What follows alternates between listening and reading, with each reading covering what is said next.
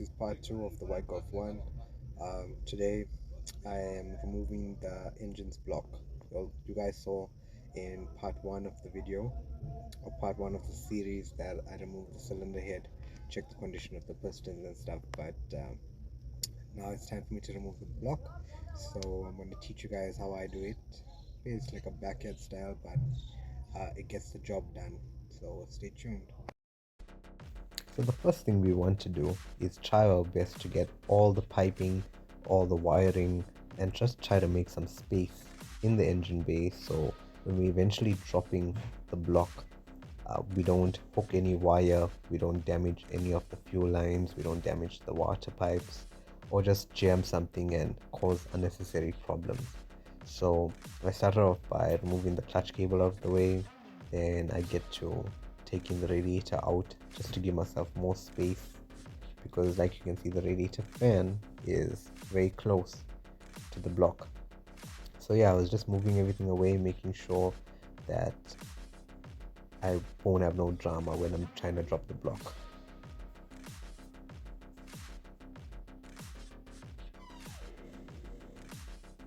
Make sure when you're opening stuff that you take a lot of pictures, and just remember where everything goes. Keep your bolts safe, keep the nuts safe, whatever clamps, just keep it safe. I would suggest you put it in bags and just label them. I didn't do that here because I basically like memorized all the stuff by now. And yeah, loosen the alternator. I wouldn't advise you to take the alternator out completely.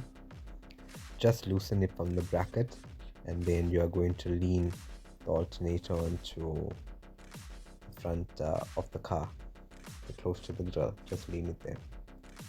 Here there's two nuts for the radiator, two 10mm nuts. Just loosen it, take out the hooks that are holding the radiator, and then you can lift the radiator up. Don't forget to remove the wiring for the fan, radiator fan. Remove the top pipe, and then remove the bottom hose, and the radiator should just come off.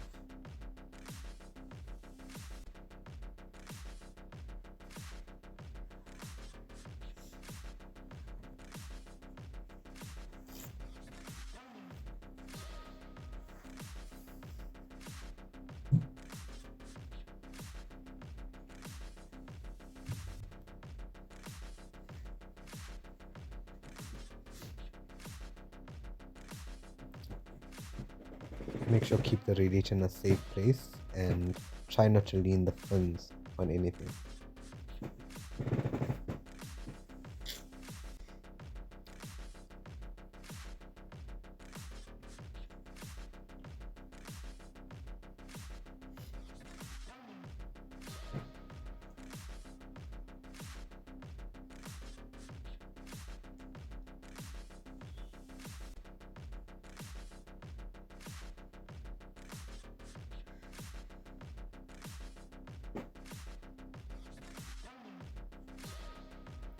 There's the metal water pipe that runs from your heater going down to the water pump.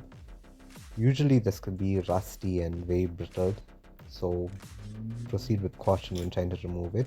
Also remove your distributor, because you don't want to crack the distributor when you take the engine from underneath the car, because we're not going to lift it up, we're going to drop it to the floor and pull it out once we jack the car high enough.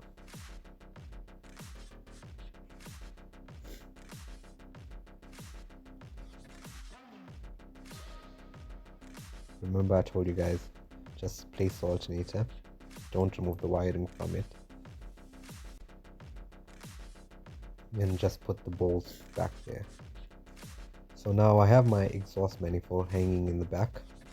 I got myself some rope just to lift it up and make sure that it's out of the way. Once again, we don't want it to get jammed on anything.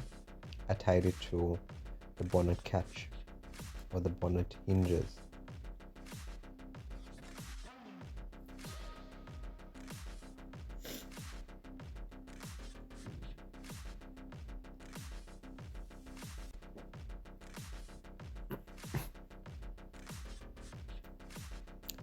Then I proceeded to go jack the vehicle up. Make sure you use jack stand. I want it high on one side, so jacked it up on the jacking point, and I used the jack stand on the controller. So the first thing we're going to do, there's one bracket in the front, one on the gearbox side, one on the engine side, and the gearbox bracket in the back. I'm only going to remove the front mounting and the back mounting. I'm going to remove that first, and then I'm going to proceed in removing the engine mounting, so the whole block basically slides off. So I'm starting at the first mounting, which is in the front, where the starter bolts onto. There's 2 bolts, there's 17 bolts. So you're going to remove those 2 bolts. The starter is going to come out, and the first mounting that's facing the front of the vehicle.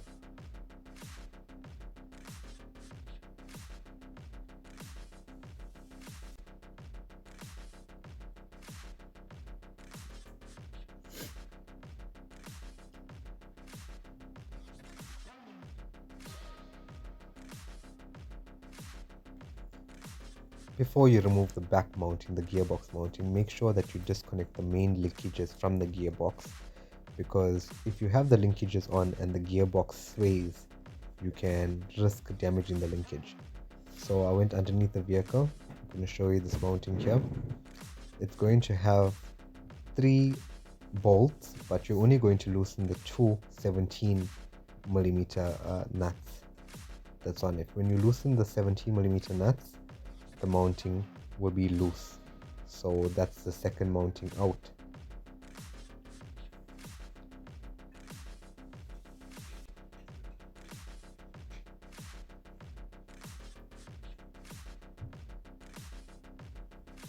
Now we only have the gearbox mounting, and like you can see, we're loosening the engine mounting. Make sure that you put a jack underneath the engine and gearbox when doing this, because as soon as we release it, the engine will fall.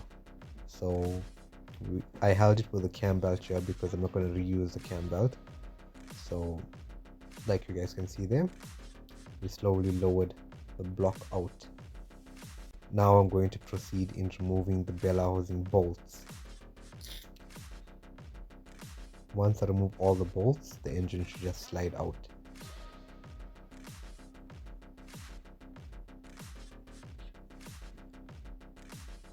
Bolts are out. We're just going to give it some persuasion for it to move aside. And the engine is on the floor. I put a carpet or mat underneath. You can put a tire, so you can just drag the old tire down and lift the car as high as possible and take the motor out. Thanks for watching, guys. Please like and subscribe.